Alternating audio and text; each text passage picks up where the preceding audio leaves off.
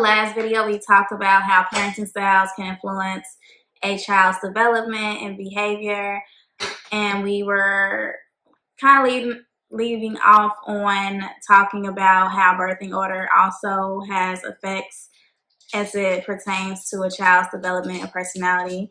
So we thought that we covered that within this video. Before we get started, we did want to introduce the wine for this week. We're drinking some hazel ale. It is a Grenache. Yeah, it's pretty Nasty. So as it pertains to birthing order, there was a research study that was conducted which later turned into a theory by a psychologist named Adler. Basically, he thought that community constructs, social constructs, such as birthing order, had a lot to do with a child's personality or just a person's personality in general, but it can be looked at from the realms of child development as well. So looking at how birthing order can impact an individual in the earlier stages of their life and contribute to later personality traits. So again, based on Adler's theory, he determined that family environment has an impact on a child's thoughts and behaviors. Now we're going to get into some personality traits that are related to the birthing order. So we're going to start with the firstborn. So the firstborn is typically your natural leader. They're high achievers. They're usually organized and on time. They're bossy. They're also know-it-alls. They're also pretty responsible. They're adult pleasers. They also obey the rules. The next child within the birthing order is the middle child. The middle child is typically flexible. They're easygoing, they're generous, they're strong negotiators, social, they're peacemakers. They may feel like life is unfair. They also are very independent, and they also are secretive. Next up is the last child. They are your risk takers. They are typically outgoing and creative. They're bored easily, competitive. They're also self-centered and financially irresponsible. They like to be pampered and they have a sense of humor.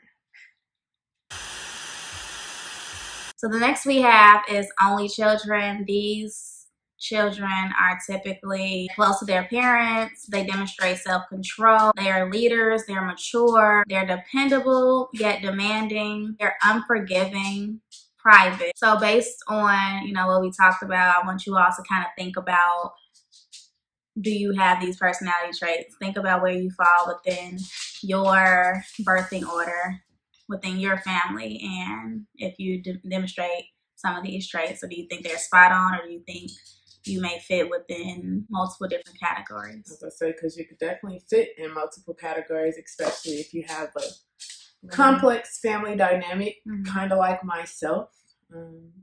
I was born the only child, but when my mom married my dad, I obviously had stepchildren, so then I became the last child. You had stepchildren? I mean, did I say I had stepchildren? Well, I got step siblings, and I'm the last of that.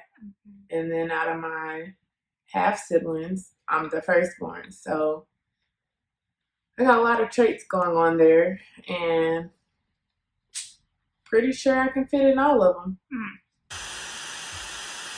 I'm actually the baby of my family. I only have one older brother, and as Mel was listing off the last child and the personality traits they have, I agree with some others. I was like, but I gotta be honest with myself and say, yeah, there's times in which I may demonstrate these personality traits. It may not just be as significant as others, but definitely have these traits. As I previously stated, firstborn children are usually the leaders of the family. So these siblings typically bask in their parents' presence. So they become like the mini adults of the family and end up having to like take care of the younger siblings. They typically want to excel at everything that they do, usually like the overachievers of the family, and they want to, just make sure that everything is good. So we're going to talk about some strengths of the firstborn child. Because these siblings are usually, the ones that spend the most time with their parents, they're usually explain things more. So that tends to make them a little bit more knowledgeable. So they have higher IQs, and they typically are the ones to get the most out of their education between their siblings. So with strengths comes some challenges. So challenges of the firstborn child are that they typically, want to be the perfectionists of the family and usually have type A personalities, and they never cut themselves any slack. Yeah, I would say also with firstborns, their challenges is they're like really inflexible as far as like changing certain patterns of behavior, because they want to attain certain goals for themselves. So it's very hard for them to deter from what their mindset is. So when parents decide to have a second child, oftentimes they may treat the second child differently than how they treated the first child. Typically, the first child or the firstborn is one that they really are understanding how to be parents. So they're really trying to watch them, pay attention, be attentive. But by the second child, they're more in control, more relaxed on how they're parenting the second child. So a middle child may show certain signs or certain strengths. If we're looking at the middle child typically feels as though they don't receive a lot of attention. Or so, they're not the oldest and they're not the baby. So a lot of times they're fighting for attention or fighting for some sense of identity within their family. They may inadvertently try to mimic certain patterns of behavior of the older sibling because they feel like that's who their role model is, but they don't have their own sense of who they are. So the middle children, because they're not receiving the attention that they so desperately want and need from a family setting, they may have a lot of friends because they feel like their friends may be their family. They also may be rebellious so that they can receive any form of attention sometimes. Although they don't get that positive attention, any attention is good intention to people that don't receive it, if that makes sense. So like you may not necessarily get attention in positive aspects, so you're going to do things that's negative just so you can feel like my parents are paying attention to me and really giving up,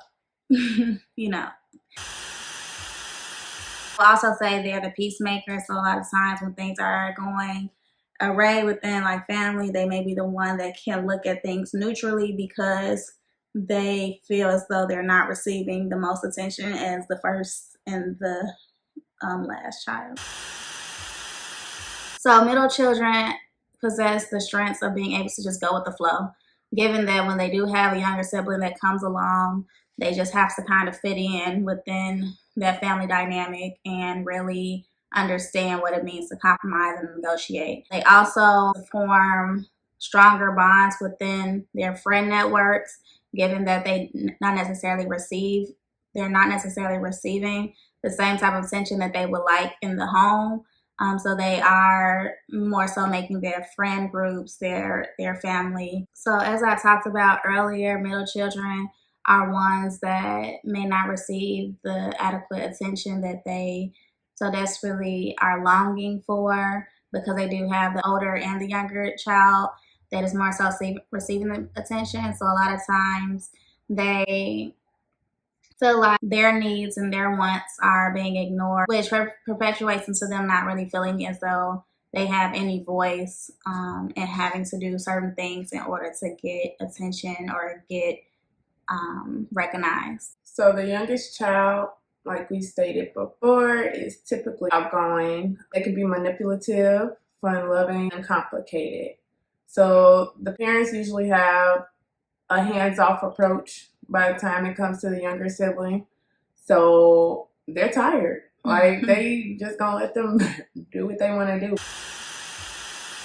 I feel like that depends on how many children they have. Yeah. Because from my experience, my parents was more on me than they were on my brother. Yeah, I think maybe the more children, the less they want to deal Right. with.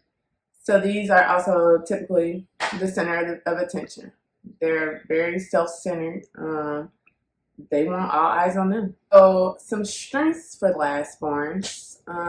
They're pretty free-spirited. They try to develop their own way of getting some attention. So by this, they're natural charmers. They're more social. They're very outgoing. So lastborns also like to, be in the spotlight.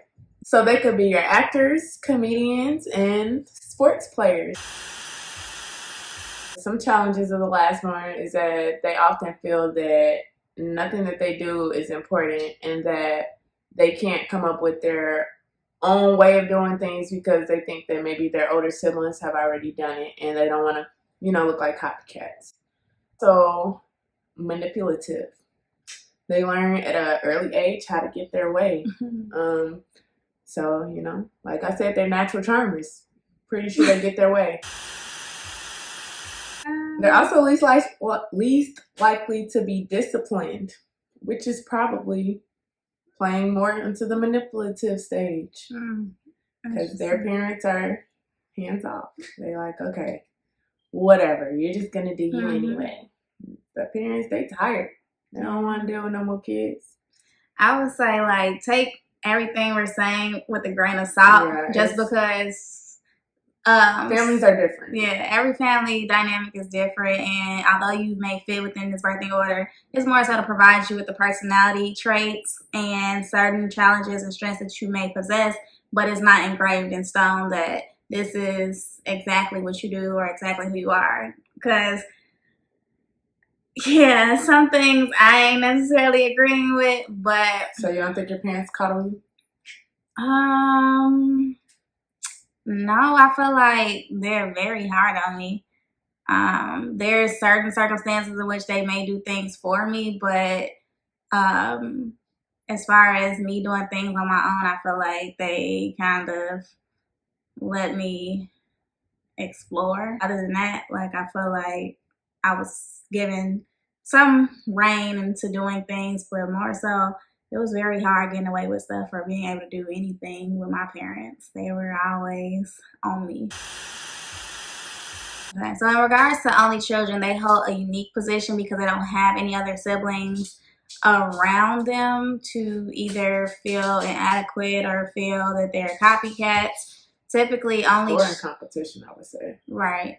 So I think, like, with only children, not only do they have the trait of monopolizing their parents' time and attention because their parents don't have anything else they feel they should be devoting their attention to besides them, but they do act mature for their age. They are perfectionists. They're to be conscientious about a lot of different things because they're involved in grown folks' business, or because their parents are telling them more things than the average child, just so that they can prepare them for interactions and life in general. They're also diligent and leaders. Only children have the burden of having their parents' support and expectations all on their shoulders. So sometimes that can be a good thing, but it also can be a bad thing if they're trying to have free reign to be able to explore a little bit more and do a little bit more things.